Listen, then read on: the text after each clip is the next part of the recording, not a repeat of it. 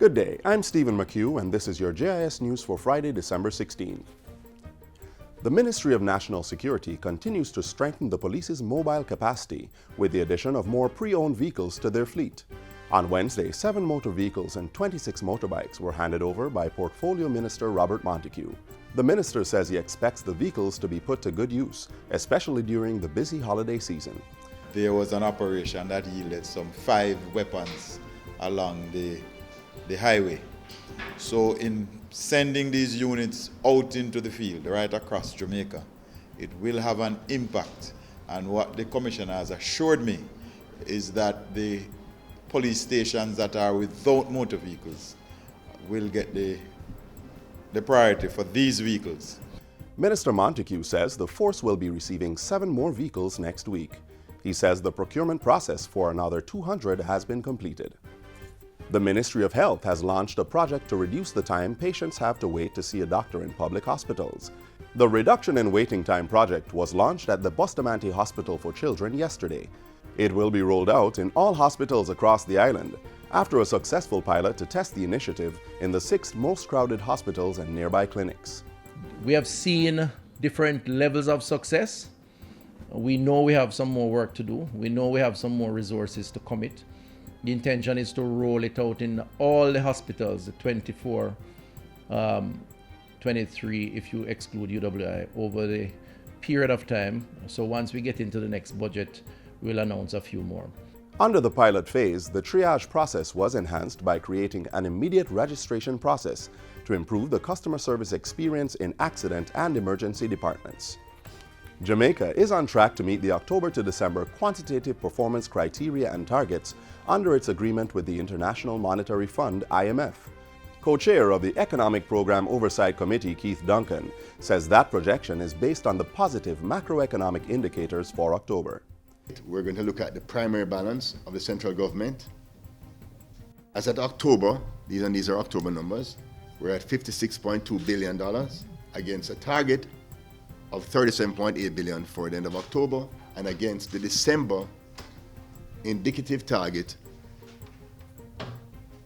the December actual review target, the December review target of $54 billion. So therefore, the primary surplus is already ahead of the target for December as at the end of October. Tax revenues are also ahead of target, reported at $245.9 billion for October, $4.7 billion more than projected. And there are other positive indicators. Non-borrowed reserves, as at October, at $1.422 billion US dollars, and the target for December is $1.4 billion, $1.405 billion.